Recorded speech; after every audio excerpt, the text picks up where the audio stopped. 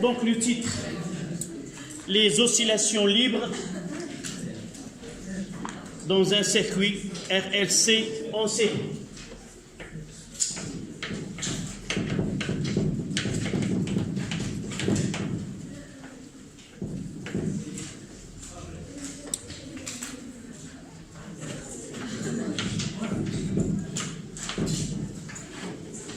Dans un circuit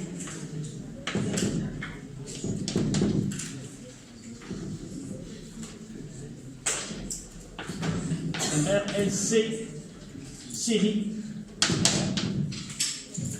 même si nous n'étudions pas autre que l'association en série,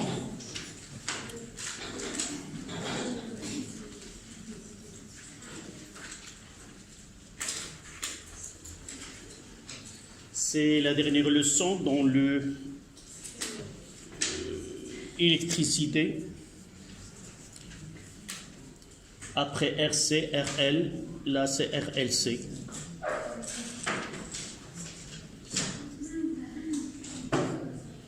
Après c'est modulation et démodulation et propagation des ondes électromagnétiques. Mademoiselle, qu'est-ce que tu veux dire? Non? Ou tu peux poser ta question, j'ai vu que tu disais quelque chose. Non. Au lieu de passer là, vous pouvez suivre ce que je vais faire en expérience là.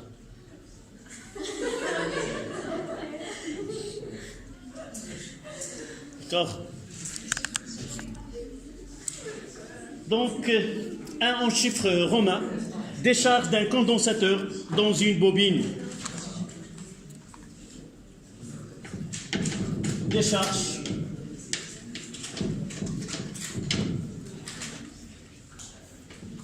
d'un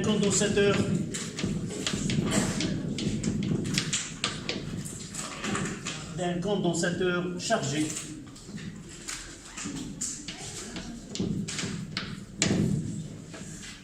dans une bobine, évidemment réelle, avec une résistance R.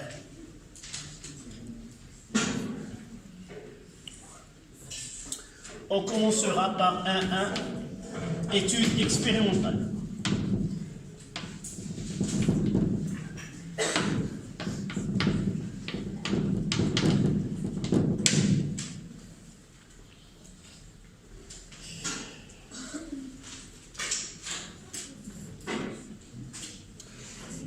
Donc, ce que on va étudier là, je vais essayer de...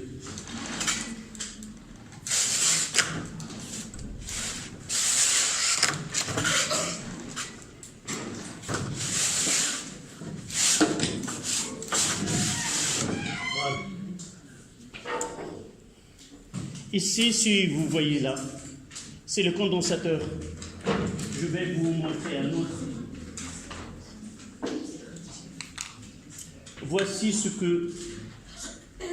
On va charger cet condensateur. Celui-ci est de 500 microfarads et là 100 microfarads. Donc là, il y a une différence de capacité tout simplement. Donc je vais charger ce condensateur et le décharger dans une bobine, là. Et la tension aux bornes de condensateur dans la phase de décharge, elle va être à l'aide d'un intermédiaire, un logiciel, là c'est un GLX, nous avons déjà entendu par expérience assistée par ordinateur, c'est ça ce que l'on va faire. On va essayer de relier le GLX entre les bornes de ce condensateur et visualiser la tension lorsqu'il se produit la décharge. Nous avons deux méthodes, celle que j'ai traitée avec vos camarades de l'autre classe, j'ai utilisé un GBF où on charge et on décharge, puis on visualise la tension. Par la suite, je peux vous montrer ce cas qui est classique, qu'on utilise fréquemment. Mais là, on va voir une technique qui est l'EXAO. Ce sont des expériences assistées par ordinateur. D'accord? Donc, je vais essayer, si vous voyez là devant vous, un générateur tout à fait normal, ce que nous utilisons, il n'y a ni un générateur idéal de tension, mais uniquement un générateur qui donne une tension continue de 6 volts. Donc, de borne positive, je passe aux bornes de condensateur. De condensateur, je passe à l'interrupteur à double pour former la position. Nous avons déjà dit la position 1 et la position 2. La position 1, c'est la charge, et la position 2, c'est la décharge. Donc, vers le milieu. De ce côté-là, lorsque je bascule l'interrupteur K de ce côté-là, ça donne la charge de condensateur, c'est-à-dire je reviens au générateur de l'autre côté. De l'autre côté-là, condensateur, et là, il y a un nœud. Je peux revenir de là, puisque j'ai déjà utilisé, je passe, là c'est un nœud, soit là, soit là. Je le mettrai ici. Et je passe dans la bobine, les deux bornes. De la bobine, j'utilise une résistance R pour faire accentuer la présence de la résistance dans le circuit, c'est-à-dire quel est l'effet de la résistance sur cette décharge. Je peux l'enlever comme je peux utiliser uniquement la résistance de la bobine, tout simplement. Et de là, je retourne à l'interrupteur. Donc, entre les bornes, vous voyez là, je prends la tension entre les bornes de condensateur via le GLX, puis je le relie au PC. Là, il y a un logiciel qui permet de traduire cette tension au cours de temps sous forme d'une courbe. On va la visualiser par la suite. D'accord? Si vous voulez voir de près, vous pouvez approcher. Si devant vous, vous avez vu qu'il y a deux circuits là, charge et décharge, on va essayer de visualiser cette décharge du condensateur dans une bobine. D'accord? Pour faciliter la vision, ce que je vais faire, c'est, voilà, un générateur là. Il y a l'interrupteur, dans l'interrupteur, là un condensateur, et de ce côté-là, il y a la bobine. Et dans ce cas-là, si la position 1 et la position 2, je mettrai l'interrupteur K dans la position 1, je charge le condensateur avec une tension là, vous voyez que 6 volts. J'utilise 6 volts pour ne pas endommager les appareils électroniques qui sont utilisés. Et je bascule l'interrupteur de ce côté-là. D'accord? Donc, vous faites un 1. Et ce côté-là, on va le mettre un système d'exploitation.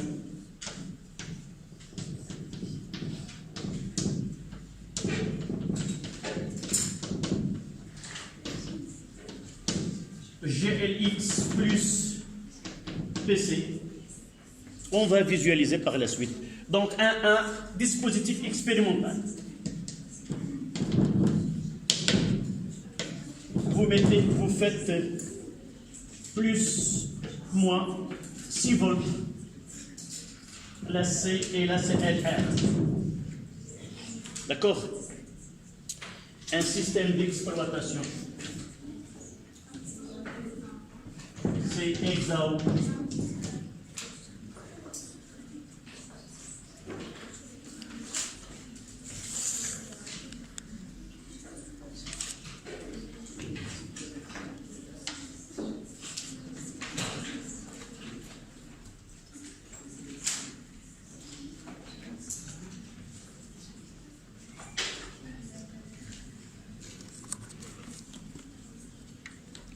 le temps de passer au logiciel qu'on va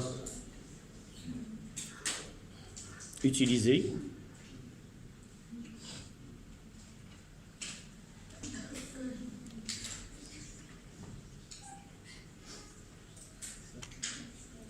Voici, avant d'entrer, je vais essayer de commencer par une nouvelle expérience. Là, il me demande si je vais enregistrer.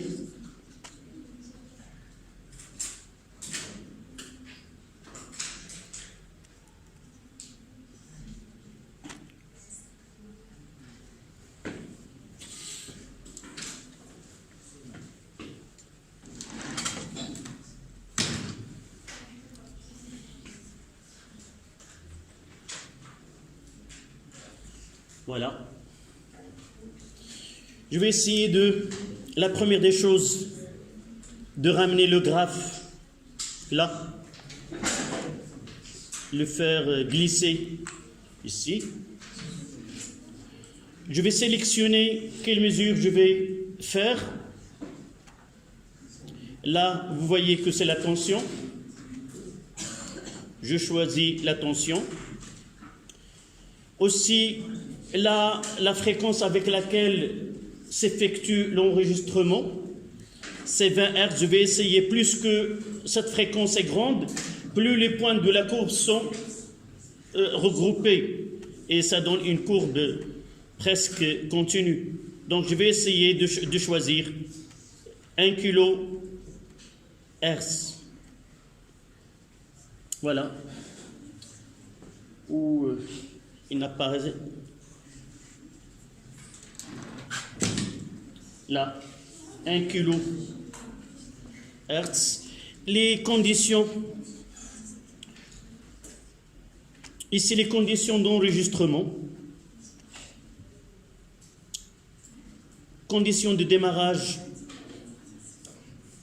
il n'y a aucune, donc je vais en fonction de la mesure, sélectionner la mesure, c'est la tension, et au-dessous, c'est-à-dire, il y a une tension, il va lire la tension initiale. Est-ce que le déclenchement ne se fera que si la tension diminue à partir d'une valeur qui lise 6 volts. Au-dessous de 6 volts, il commence à enregistrer. D'accord? Là, la tension, lorsque de décharge, il y a UC et il diminue au cours du temps. C'est E exponentielle moins T sur taux. Donc, parfois, je mettrai OK. Et là, je vais essayer de charger, décharger et déclencher le démarrage. Voilà. Je vais essayer. Donc, je refais. Je vais supprimer cette dernière. Donc, capture tension courant.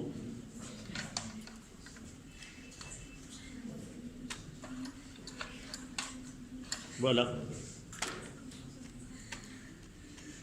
Je vais déplacer là.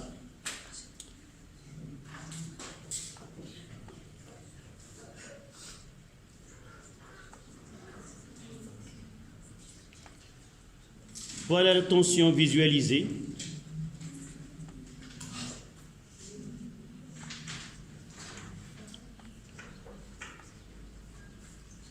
Nous voyons quoi? Une forme qui est pseudo-périodique. Nous voyons qu'il y a des charges et il y a cette oscillation entre la bobine et le condensateur. Là, la résistance, je vais essayer. Vous voyez qu'ici, il y a presque deux pseudo-périodes, de là à là et de là à là, puis il y a atténuation de ces oscillations. Je vais essayer de garder que la résistance de la bobine et comparer les deux cas. Donc j'enlève celle-là et je mettrai directement, uniquement. Le circuit, c'est uniquement dans la bobine. Donc je Je vais essayer de déclencher le temps là.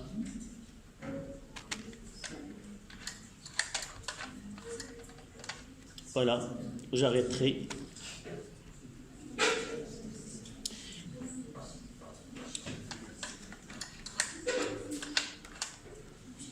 Donc je dois arrêter le temps là. Je déplace pour avoir l'origine ici. Et je vais essayer de faire changer, si vous voulez, l'échelle.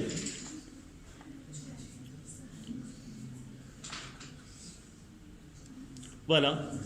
Dans ce cas-là, avec une résistance plus petite, nous voyons que le système, si vous voulez, d'oscillation, ici, est plus important. Je vais essayer de les représenter les deux en même temps et de voir l'effet de la résistance. Donc, sélectionner les tout. Je vais sélectionner les trois. Et je vais essayer d'essayer. Donc, j'attends.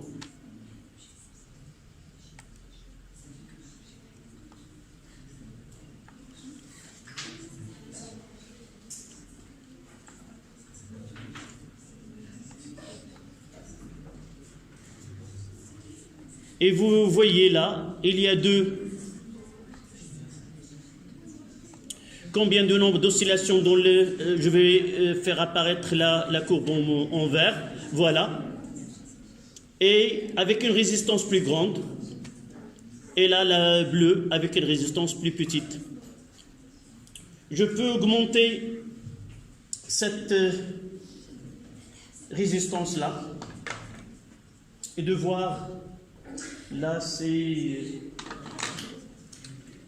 vais essayer de prendre une autre valeur qui est assez grande et voir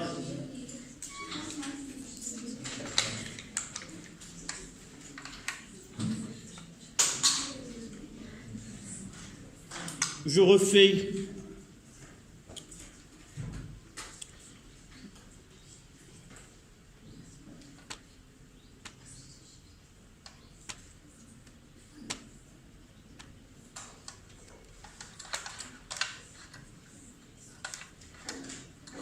vous voyez là, je refais cette dernière, supprimer le plus récent. Donc je vais essayer de refaire la dernière avec une résistance qui est assez grande.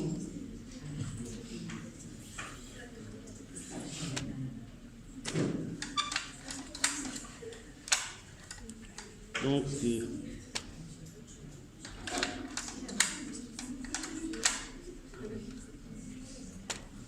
voilà. Voyez là, à partir d'une tension, vous voyez que la fonction là n'est plus. La décharge se fait sans qu'il y ait une oscillation, ce qu'on appelle un régime qui est apériodique. Par contre là, vous voyez là, en bleu, je vais essayer de faire courbe par courbe, l'essai 1.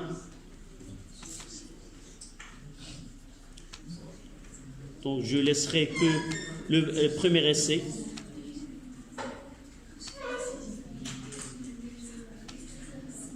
Voilà.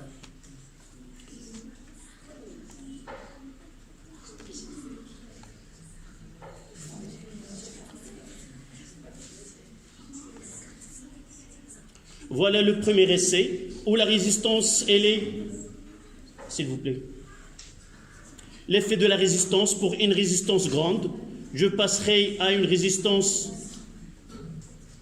2. Et vous voyez là, avec une résistance plus petite, nous avons là un régime qui est pseudo-périodique. Voilà. Et le dernier avec une résistance assez grande, c'est le 6.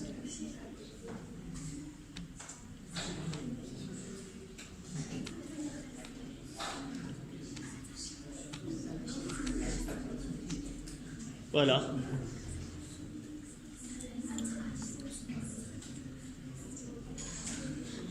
Voilà, la décharge se fait sans qu'il y a une charge et décharge une deuxième fois. Que l'attention, s'il vous plaît, mademoiselle. Qu'est-ce que tu as? Arrête, tu ne dois pas parler. 3 fois, je te demande d'arrêter de parler. Donc, il y a ici une décharge qui est apériodique. Donc, le régime, il est apériodique. On passe d'un régime pseudo-périodique à un régime apériodique. Et ce qui définit le système avec lequel le circuit RLC, c'est la valeur de la résistance. D'accord? Donc, on passera 1, 2 après dispositif expérimental. Visualisation. Les régimes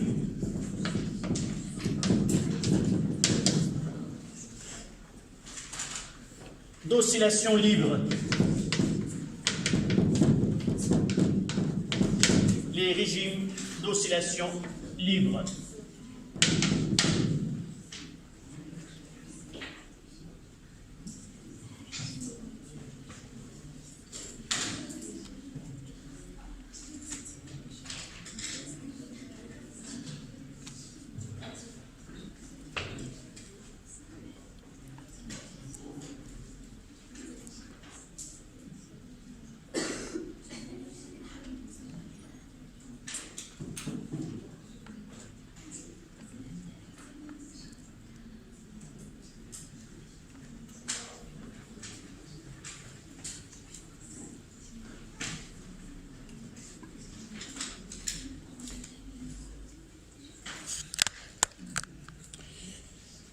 Donc on passe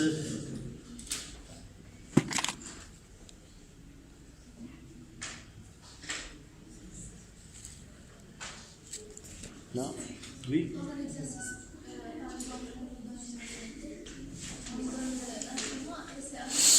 Oui, on va voir par la suite. Là uniquement pour mettre en évidence les systèmes d'oscillation dans un régime, dans un circuit RLC, quels sont les types. On doit connaître que là, il s'agit d'un régime pseudo-périodique et un régime apériodique. Dans le régime pseudo-périodique, on sait comment déterminer la période, le pseudo-période T, et tout ce qui est lié à sa détermination. On nous donne des schémas, et on va voir comment on doit travailler avec ces schémas-là. Et dans ce schéma-là, essayez de mettre que R. On va ajouter une résistance R qui est variable. Essayez d'ajouter R qui est variable. Parce que nous avons introduit cette résistance variable.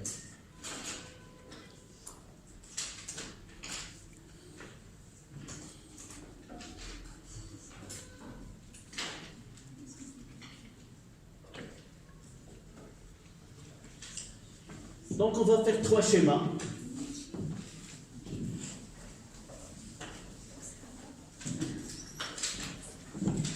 La première chose, la résistance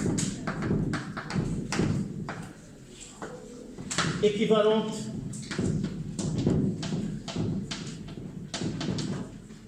du circuit et R total est égal à R plus petit r, qui est variable.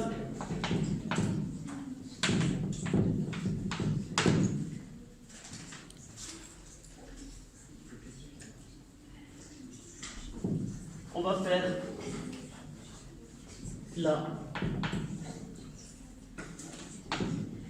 UC, la tension aux bornes de condensateur UC de T.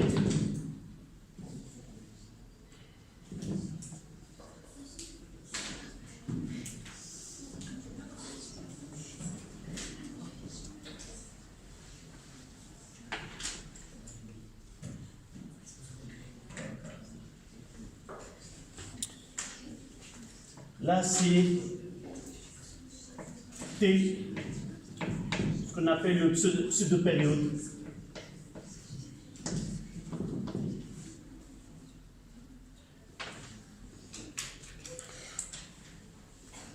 Là, c'est un régime pseudo-périodique.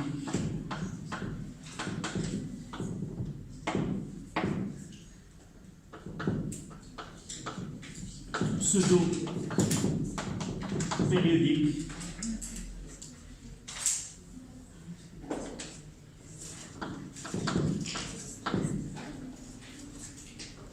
Où R est très faible.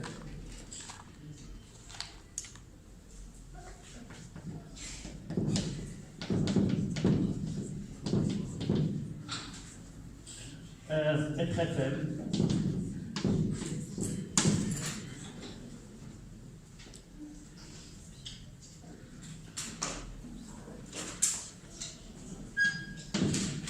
Pour R grande,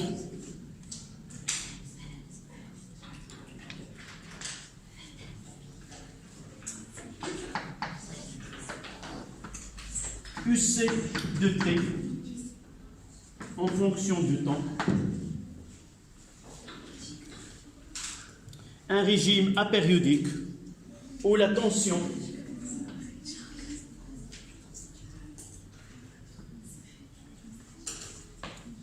RT très grande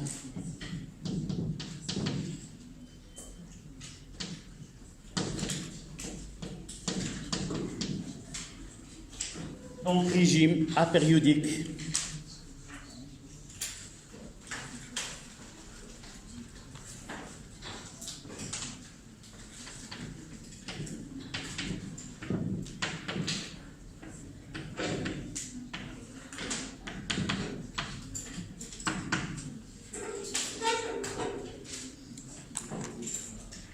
Et là, nous pouvons mettre en évidence la résistance de circuit. C'est celle que vous avez.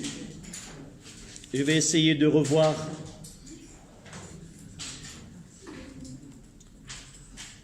des fichiers.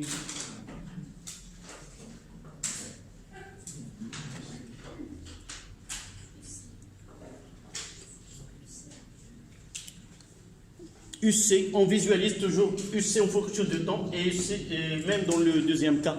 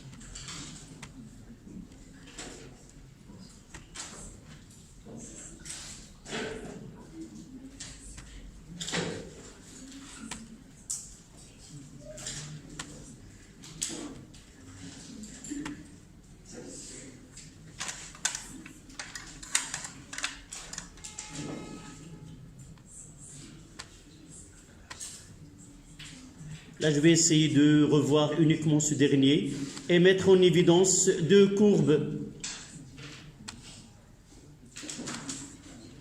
Voilà, je vais essayer le dernier avec cette résistance-là.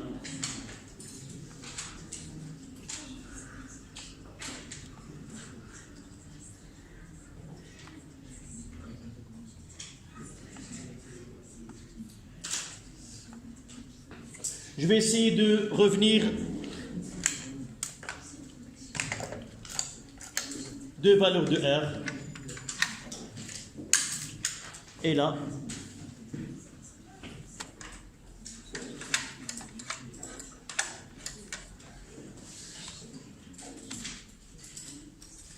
et vous pouvez remarquer, je vais essayer de revoir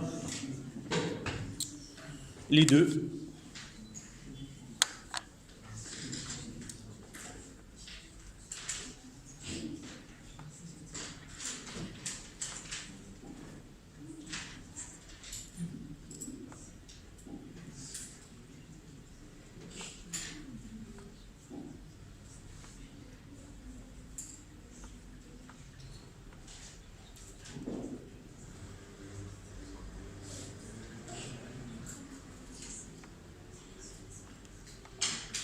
Et vous voyez là que dans les deux,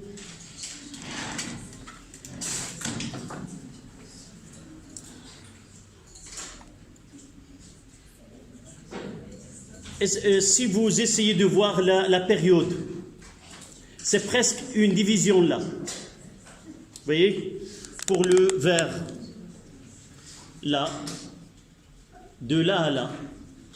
Et je vais essayer de voir, vous voyez de cette valeur maximale.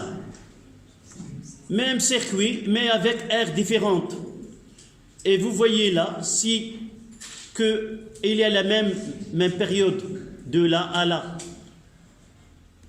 Cette période, c'est-à-dire que la valeur de la résistance n'affecte en rien. Voilà, vous essayez de voir la période là. Normalement, je dois avoir les mêmes conditions pour avoir les deux courbes. Conditions de tension là. Descente au-dessous. Voilà, je vais essayer de revoir et de faire une nouvelle, ne pas enregistrer.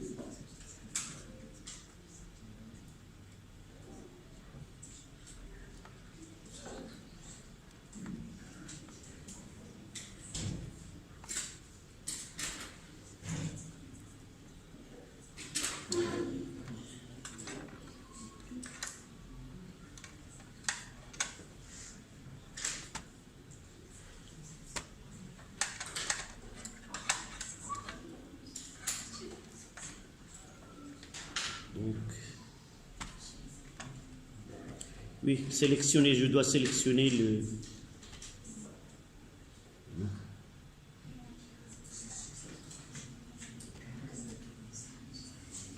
Je dois sélectionner d'abord la fonction puisque tension.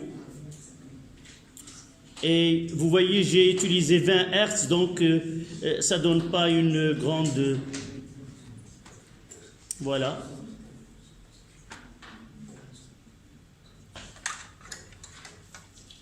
Voilà. Je laisserai la même et j'utilise une résistance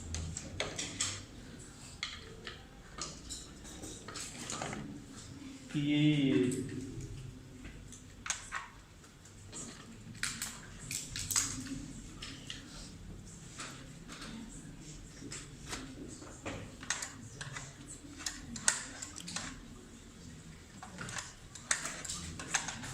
non, je refais.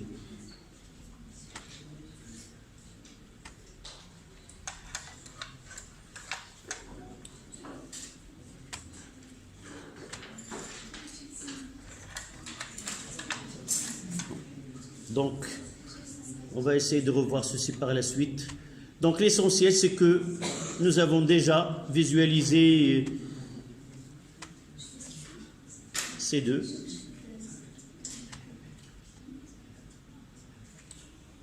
Voilà.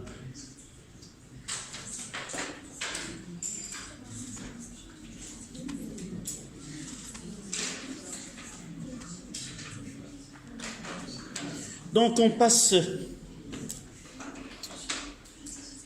Remarque.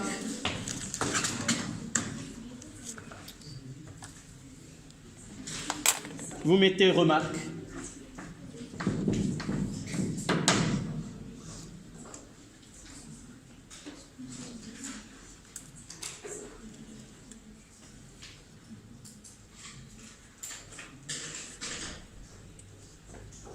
En régime apériodique, en régime apériodique,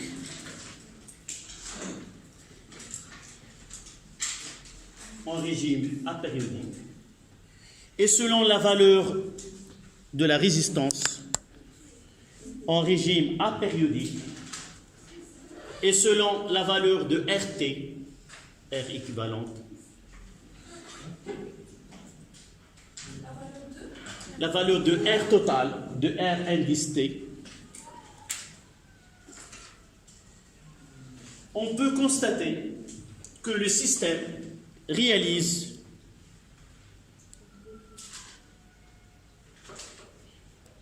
une seule oscillation,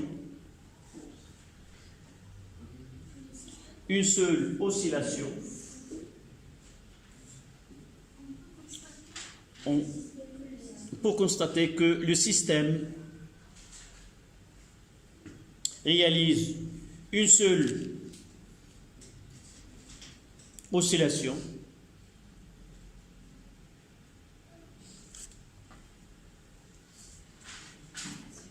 point à la ligne.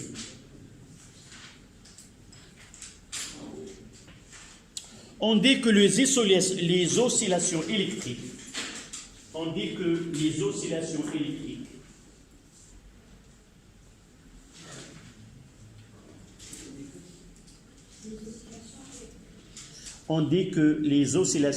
électriques, sont amorties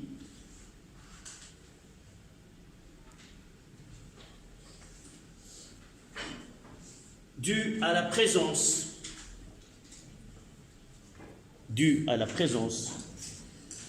d'une résistance qui dissipe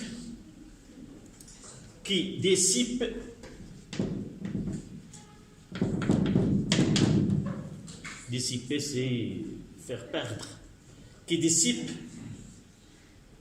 l'énergie sous forme de chaleur.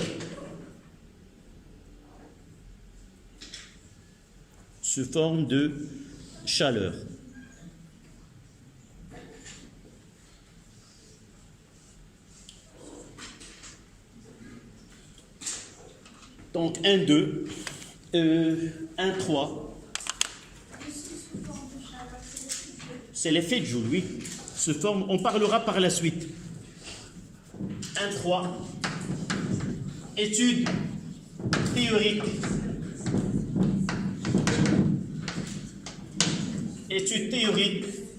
De RLC.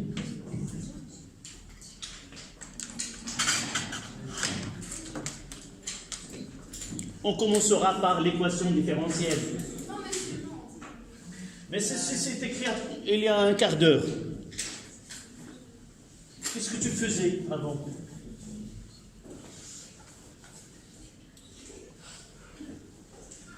Peut-être tu penses que tu vas ramener avec toi le tableau.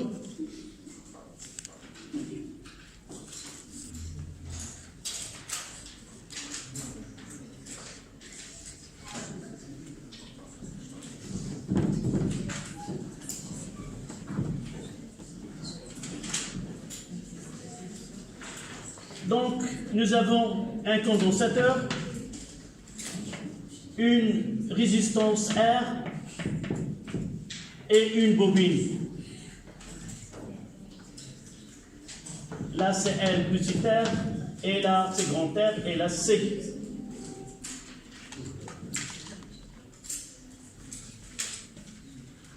Là, c'est plus.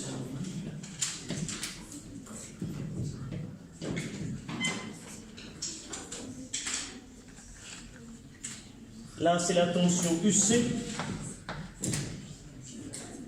Là, c'est UB. Et là, c'est UR.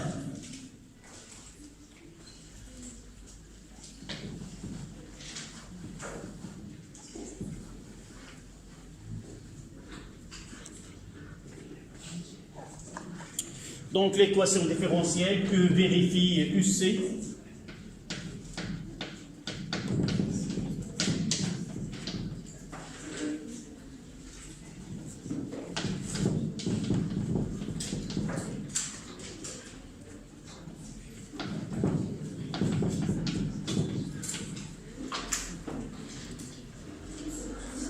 Donc, en utilisant la loi des mailles, UC plus UB plus UR est égal à 0.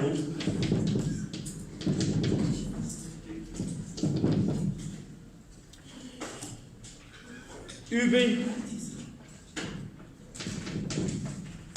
c'est L dI sur dt plus petit r fois I.